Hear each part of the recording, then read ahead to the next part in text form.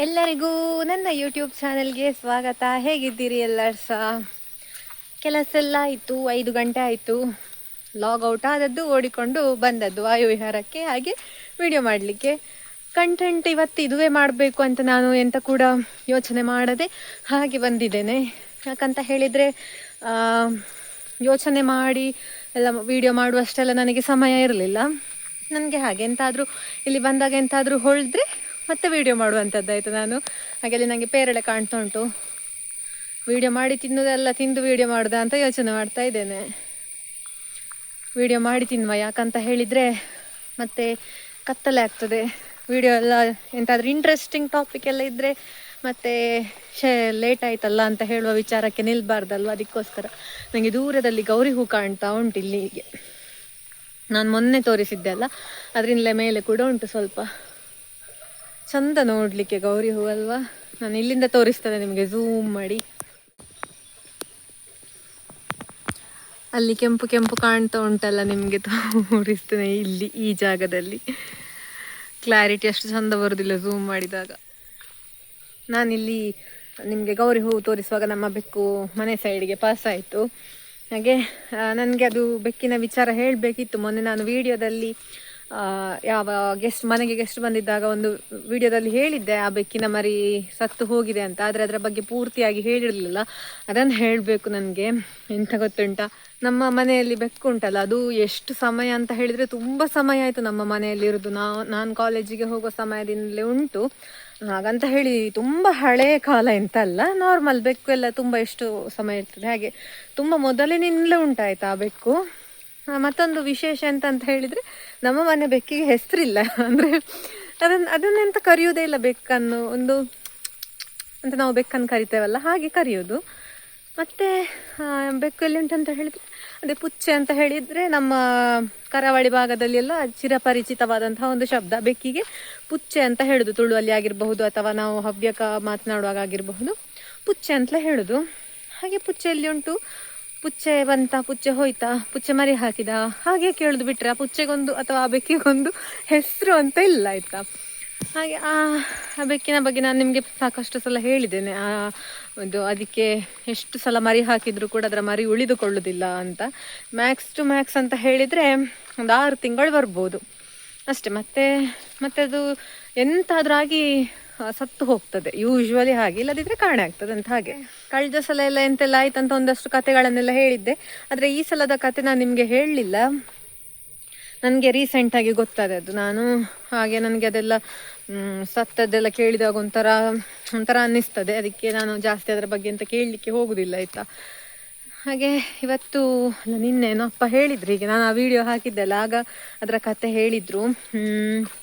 ಎಂತ ಅಂತ ಹೇಳಿದರೆ, ನಮ್ಮ ಬೆಡ್ರೂಮಲ್ಲಿ, ನಮ್ಮ ರೂಮಲ್ಲಿ, ಮನೆಯಲ್ಲಿ ಬೆಡ್ರೂಮಲ್ಲಿ ಅಲ್ಲಿ ನಾನು ಕೆಳಗಡೆ ಹಾಸಿಗೆ ಹಾಕಿ ಮಲಗುದು. ಅಲ್ಲಿಂದಲೇ ಆಚೆ ಒಂದು ಬಾಕ್ಸ್ ಉಂಟಾಯ್ತಾ. ಆ ಬಾಕ್ಸಲ್ಲಿ ಮರಿ ಇಟ್ಟದ್ದು ಬೇಕು, 3 ಮರಿ ಇಟ್ಟಿತ್ತಂತೆ. ನಾನು ವಿಡಿಯೋ ಶ್ರೀವಿಕನಿಗೆ ಕಳಿಸ್ಲಿಕ್ಕೆ ಅಂತ ತೆಗೆದಿದ್ದೇನೆ, ನನಗೆ ನೆನಪಿಲ್ಲ. ಅದಿದ್ದರೆ ನಾನು ನಿಮಗೆ ಕ್ಲಿಪ್ಪಿಂಗ್ ಹಾಕ್ತೇನೆ, ನೋಡಿ ಬನ್ನಿ.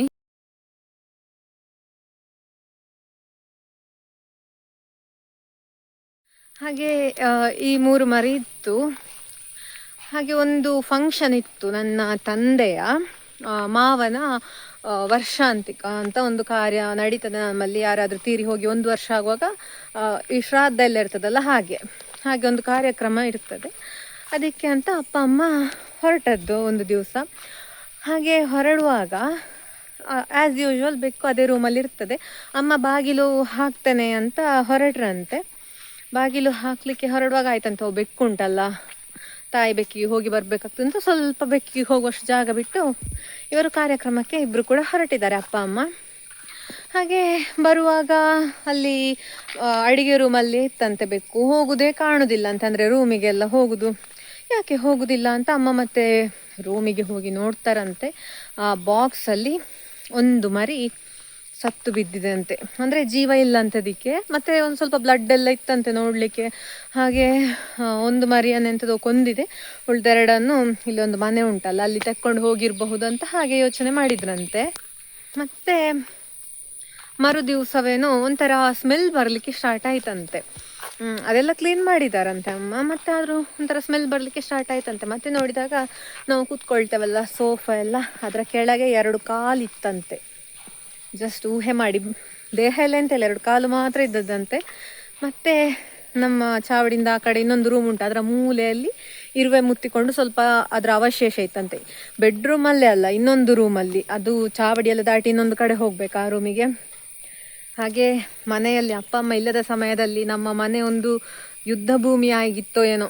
ತನ್ನ ಜೀವವನ್ನು ರಕ್ಷಿಸಿಕೊಳ್ಳಲಿಕ್ಕೆ ಆ ಮರಿಗಳು ಎಷ್ಟು ಹಪಹಪಿಸಿತೋ, ತಾಯಿ ಬೆಕ್ಕು ಎಲ್ಲಿ ಹೋಗಿತ್ತೋ, ಅದನ್ನು ಕೊಂದಂತಹ ನಿಜವಾದ ಆ ಒಂದು ಕೊಲೆಗಾರ ಯಾವುದು ಅಂತ ಎಲ್ಲ ಸರಿಯಾಗಿ ಗೊತ್ತಿಲ್ಲ. ಆದರೆ ಅಮ್ಮ ನಮ್ಮ ಅಂಗಳದ ತುದಿಯಲ್ಲಿ ಸ್ವಲ್ಪ ಹುಲ್ಲೆಲ್ಲ ಹಸುವಿಗೆಲ್ಲ ತಿನ್ನಲಿಕ್ಕೆ ಹುಲ್ಲು ಮಾಡ್ತೇವಲ್ಲ, ಹಾಗೆ ಮಾಡುವಾಗ ಒಂದು ಒಂದು ಕಂಟ ಬೇಕು ಅಂತ ಹೇಳಿದರೆ ಗಂಡು ಬೆಕ್ಕು ಪಾಸ್ ಆಗೋದು ನೋಡಿದಾರಂತೆ ಅಮ್ಮ. ಬಹುಶಃ ಅದೇ ಬೆಕ್ಕಿರಬಹುದು.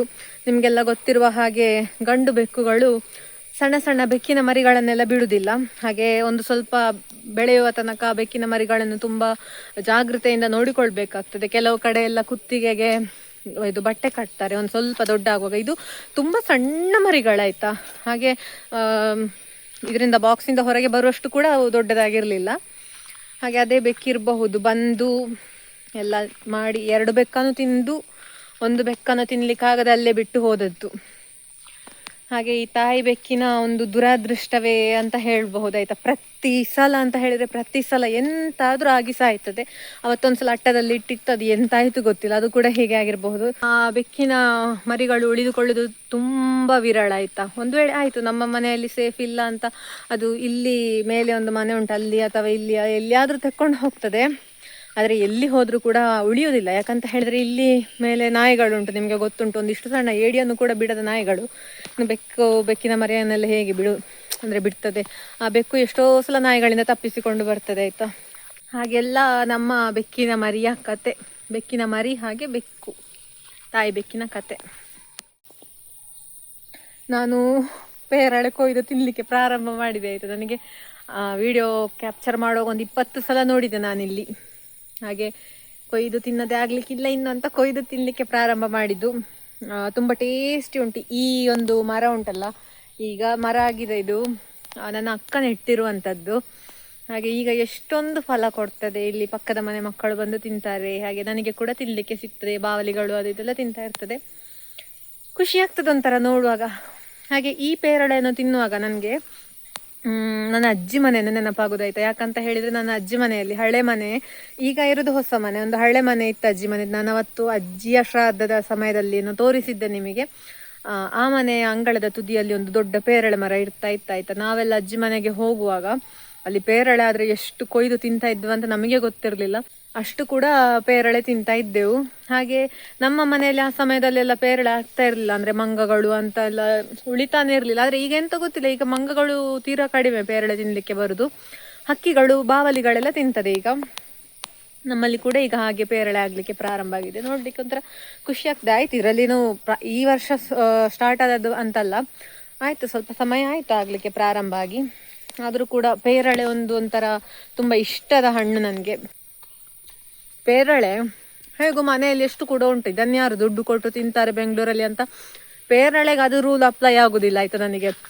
ಪೇರಳೆ ಒಂದು ವೇಳೆ ಬೆಂಗಳೂರಲ್ಲಿ ಕಾಣಲಿಕ್ಕೆ ಸಿಕ್ಕಿದ್ರೆ, ಅಥವಾ ಆನ್ಲೈನ್ ಪ್ಲ್ಯಾಟ್ಫಾರ್ಮ್ ಇರ್ತದಲ್ಲ, ಝೆಪ್ಟೋ, ಫ್ಲಿಪ್ಕಾರ್ಟ್ ಮಿನಿಟ್ಸ್ ಮತ್ತು ಬ್ಲಿಂಕಿಟ್, ಬಿಗ್ ಬಾಸ್ಕೆಟ್, ಇದರಲ್ಲೆಲ್ಲ ಸ್ವಲ್ಪ ಕಡಿಮೆಗೆ ಎಲ್ಲ ಇದ್ದರೆ ಆರ್ಡರ್ ಮಾಡಿ ತಿಂತೇನೆ ನಾನು.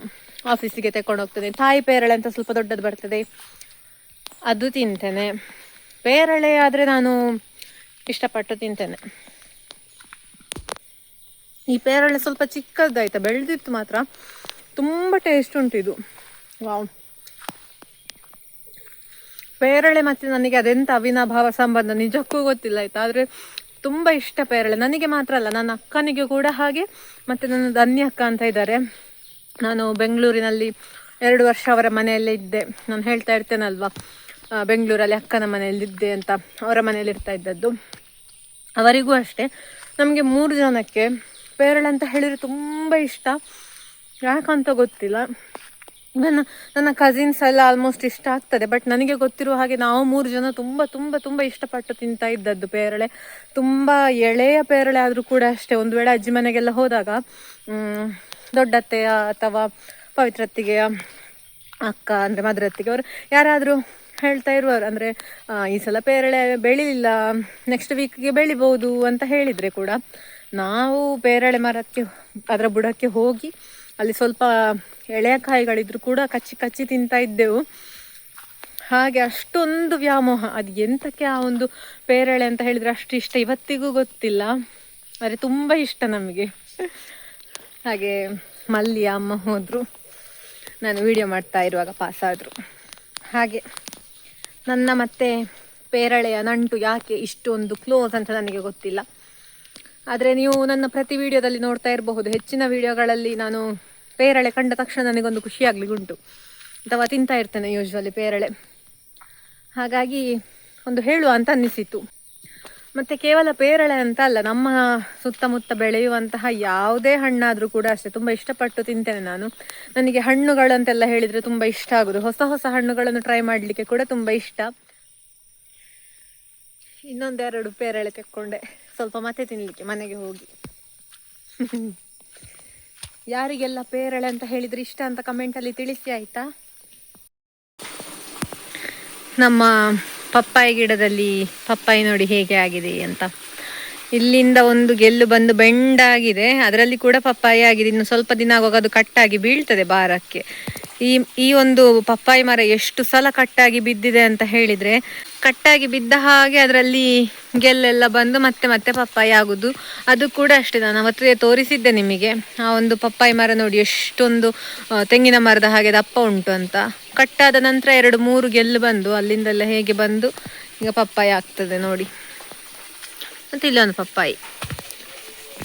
ಇವತ್ತು ಮಧ್ಯಾಹ್ನದಿಂದ ಸ್ವಲ್ಪ ಜೋರು ಮಳೆ ಬರ್ತಾ ಇತ್ತು ನೋಡಿ, ನಿಮಗೆ ನಮ್ಮ ಅಂಗಳ ನೋಡಿ ಗೊತ್ತಾಗ್ಬೋದು, ಎಲ್ಲ ಕೆಸರೆಲ್ಲ ಉಂಟು, ನೀರೆಲ್ಲ. ಹಾಗೆ ಇಲ್ಲಿ ಅಜ್ಜಿ ಬುಡಕ್ಕಾಗಿದೆ ಈ ಸಲ, ಎಷ್ಟುಂಟು ನೋಡಿ. ಇಲ್ಲಿ ಒಂದು ಗಿಡ ಉಂಟು, ಹಾಗೆ ಇಲ್ಲಿ ಒಂದು ಗಿಡ ಉಂಟು, ಹಾಗೆಯೇ ಇಲ್ಲಿ ಒಂದು ಗಿಡ ಕೂಡ ಉಂಟು.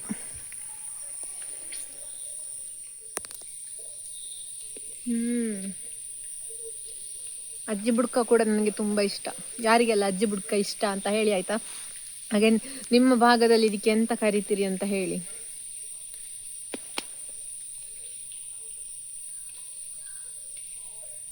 ಕೆಲವೆಲ್ಲ ಹಣ್ಣಾಗಿದೆ, ಕೆಲವು ಕಾಯಿ ಉಂಟು. ಮಳೆ ಬರ್ಲಿಕ್ಕೆ ಪ್ರಾರಂಭ ಆಯಿತು. ಹಾಗೆ ಇವತ್ತು ನಮಗೆ ಸಂಜೆ ತಿಂಡಿಗೆ ನೂಡಲ್ಸ್ ಮಾಡಿದ್ದಾರೆ ಅಮ್ಮ ನೋಡಿ. ನಮ್ಮ ಮನೆಯಲ್ಲಿ ನಾಳೆ ಬೆಳಗ್ಗಿನ ಉಪಹಾರಕ್ಕೆ ಉದ್ದಿನ ದೋಸೆ, ಅದಕ್ಕೋಸ್ಕರ ಅಮ್ಮ ಕಡಿತಾ ಇದ್ದಾರೆ ಹಿಟ್ಟು. ತೋರಿಸ್ತೇನೆ ನಿಮಗೆ ನೋಡಿ. ನಮ್ಮ ಮನೆಯಲ್ಲಿ ಕಲ್ಲಿನಲ್ಲೇ ಕಡಿಯೋದು ಈಗ ಕೂಡ, ಎಂತಾದರೂ ದೋಸೆಗಾಗಿರಬಹುದು, ಪತ್ರೊಡೆಗಾಗಿರಬಹುದು, ಅಥವಾ ಕೊಟ್ಟಿಗೆ ಇಂಥದ್ದಕ್ಕೆಲ್ಲ ಈಗಲೂ ಕೂಡ ಕಲ್ಲಿನಲ್ಲೇ ಕಡೆಯುವಂಥದ್ದು. ಹಾಗೆ ಏನಾದರೂ ಪದಾರ್ಥಗಳು ಅಂದರೆ ಮಧ್ಯಾಹ್ನ ಸಾಂಬಾರು ಅದಕ್ಕೆಲ್ಲ ಮಿಕ್ಸಿಯಲ್ಲಿ ಕಡಿತಾರೆ. ಹಾಗೆ ಇದು ಈಗ ತುಂಬ ಕಡಿಮೆ, ಕಡೆಯುವ ಕಲ್ಲಿನಲ್ಲಿ ಕಡೆಯುವಂತಹ ಪದ್ಧತಿ ತುಂಬ ವಿರಳ ಆಗಿದೆ. ಈಗ ಗ್ರೈಂಡರ್ ಇರ್ತದೆ, ಮಿಕ್ಸಿ ಇರ್ತದೆ, ಹಾಗಾಗಿ ಕಡೆಯುವ ಕಲ್ಲು ಮೂಲೆ ಸೇರಿದೆ ಅಂತ ಹೇಳಬಹುದು. ಕಡೆಯುವ ಕಲ್ಲಿನಲ್ಲಿ ಕಡೆದು ಮಾಡಿದ ಅಡಿಗೆ ಉಂಟಲ್ಲ, ಅದು ತಿನ್ನಲಿಕ್ಕೆಲ್ಲ ತುಂಬ ರುಚಿ. ಅದರ ಜೊತೆಗೆ ಈ ರೀತಿ ಕಡೆಯುವ ಕಲ್ಲಿನಲ್ಲಿ ಕಡೆಯೋದ್ರಿಂದ ಇದೊಂದು ದೇಹಕ್ಕೆ ವ್ಯಾಯಾಮ ಕೂಡ ಹೌದು. ಹಿಂದಿನ ಕಾಲದಲ್ಲಿ ಎಲ್ಲ ಈ ಕಡೆಯುವ ಕಲ್ಲು ಅಂತ ಹೇಳಿದರೆ ಅಡುಗೆ ಮನೆಯ ಮುಖ್ಯ ಭಾಗ ಆಗಿತ್ತು. ಆದರೆ ಈಗ ಆಧುನಿಕತೆ ಎಲ್ಲವೂ ನಮ್ಮ ಕೆಲಸವನ್ನು ಸುಲಭ ಮಾಡ್ತದೆ. ಅದರ ಜೊತೆಗೆ ನಮ್ಮ ಈ ಹಳೆಯ ಸಂಪ್ರದಾಯ ಪದ್ಧತಿಗಳೆಲ್ಲವೂ ಮೂಲೆ ಗುಂಪಾಗ್ತಾ ಉಂಟು ಅಂತ ಹೇಳೋದು ಕೂಡ ಒಂದು ಬೇಜಾರದ ಸಂಗತಿ. ಈಗಲೂ ಕೂಡ ಕೆಲವರ ಮನೆಯಲ್ಲಿ ಈ ಕಡೆಯುವ ಕಲ್ಲಿನಲ್ಲಿ ಕಡೆದು ಅಡಿಗೆ ಮಾಡುವಂತಹ ಪದ್ಧತಿ ಚಾಲ್ತಿಯಲ್ಲಿರಬಹುದು. ಇನ್ನು ಕೆಲವರ ಮನೆಯಲ್ಲಿ ಧೂಳು ಹಿಡಿದು ಈ ಕಡೆಯುವ ಕಲ್ಲು ಮೂಲೆ ಸೇರಿರಬಹುದು. ನಿಮ್ಮ ಮನೆಯಲ್ಲಿ ಈಗಲೂ ಕೂಡ ಹೀಗೆ ಕಡೆಯುವ ಕಲ್ಲಿನಿಂದ ಕಡಿದು ಅಡಿಗೆ ಮಾಡ್ತಾರಾ ಅಂತ ಕಮೆಂಟಲ್ಲಿ ತಿಳಿಸಿ ಆಯಿತಾ. ಇದಿಷ್ಟು ಇವತ್ತಿನ ವಿಡಿಯೋ ಆಗಿತ್ತು. ಇವತ್ತಿನ ವಿಡಿಯೋ ಇಷ್ಟ ಆಗಿದ್ರೆ ನನ್ನ ಚಾನೆಲ್ನ ಸಬ್ಸ್ಕ್ರೈಬ್ ಮಾಡಿಕೊಳ್ಳಿ, ಹಾಗೆ ನನ್ನನ್ನು ಸಪೋರ್ಟ್ ಮಾಡಿ ಅಂತ ಕೇಳಿಕೊಳ್ತಾ ಮುಂದಿನ ವಿಡಿಯೋದಲ್ಲಿ ಸಿಗ್ತೇನೆ. ಬಾಯ್ ಬಾಯ್.